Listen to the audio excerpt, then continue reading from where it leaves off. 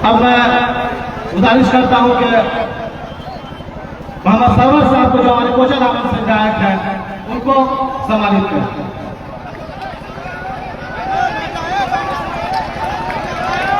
अब मैं मुर्शीद मुखिया साहब को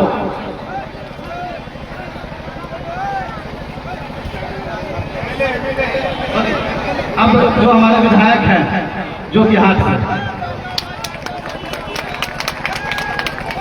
अब मैं गुलाम सरवर साहब जो हमारे मैसी से विधायक हैं मैं गुजारिश करता हूं कि उनको माला पहना के साथ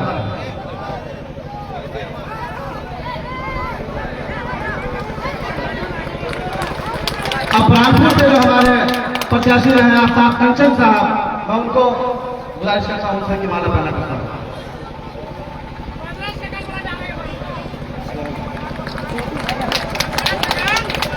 अब मैं अपने पार्टी के शान मुंबई की शान वारिस पठान साहब को सम्मानित।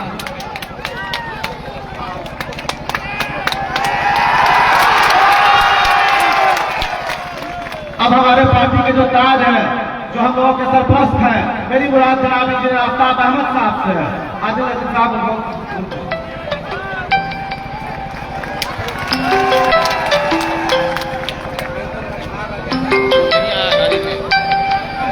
आप गुजारिश करते हैं आदिल बुला रहे हैं। अब मैं जो कदुआ से हमारे प्रत्याशी रहे हैं शाकिर साहब कंचन भाई स्टेज पर तशरीफ लाए। कंचन भाई आप स्टेज पर आए। गुलाम हसनैन साहब जो हमारे दो बहुत ही कम वोट से हमारे जो दो प्रत्याशी सेकेंड पोजीशन में हैं उसमें एक हमारे गुलाम हसनैन साहब हैं। अब मैं शाकिर साहब से माला पहना करना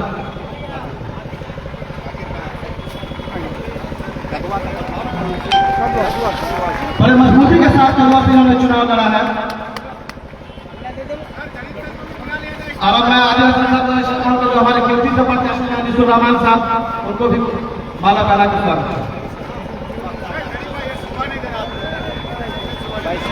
कंचन भाई अगर मेरी आवाज आप तक जाने काफी स्टेज पर तशरीफ है।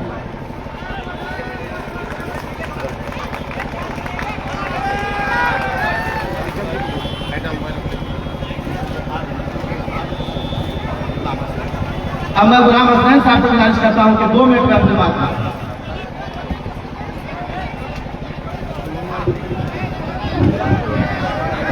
मंच में हमारे कमिश्नर कलेक्टर सदस्य रमेश साहब, नवनिर्वाचित सभी विधायकगण, आदिल हसन राज साहब, आफ्ताब इंजीनियर साहब, तमाम बलराम के गईयों नौजवानों दोस्तों बुजुर्गों साथियों, हम लोगों ने जो सीमांचल में इलेक्शन लड़ा वो आपकी ताकत हमें एहसास हो गया कि अब सीमांचल में हम सिर्फ हमारी पार्टी और पहली पार्टी है। हम और आदिल भाई कुछ वोटों से चूक गए। इंशाअल्लाह मैं वादा करता हूं कि आने वाले दिनों में ये विधानसभा भी मजलिस के लिए होगा।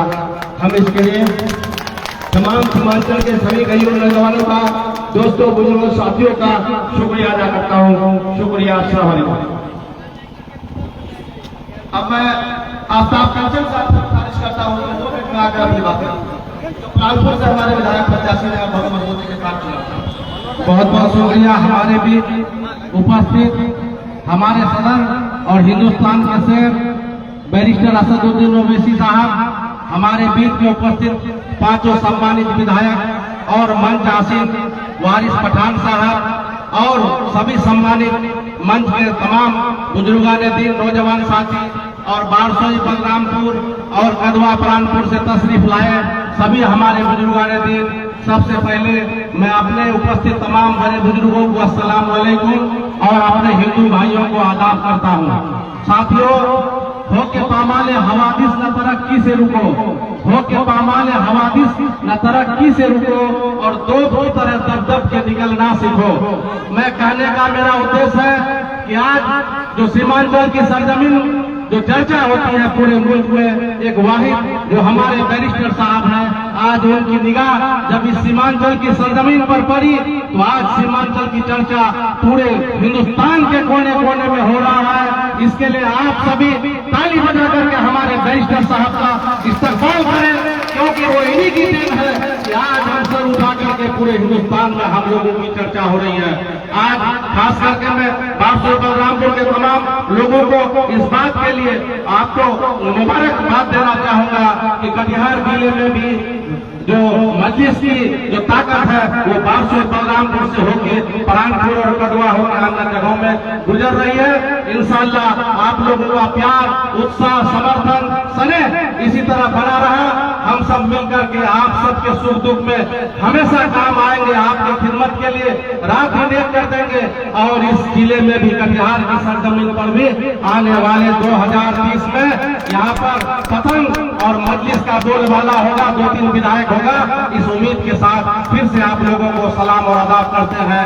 जय हिंद, जय भारत, जय मजलिस, जय AIMIM। बैरिस्टर असदुद्दीन ओवैसी जिंदाबाद, वारिस पठान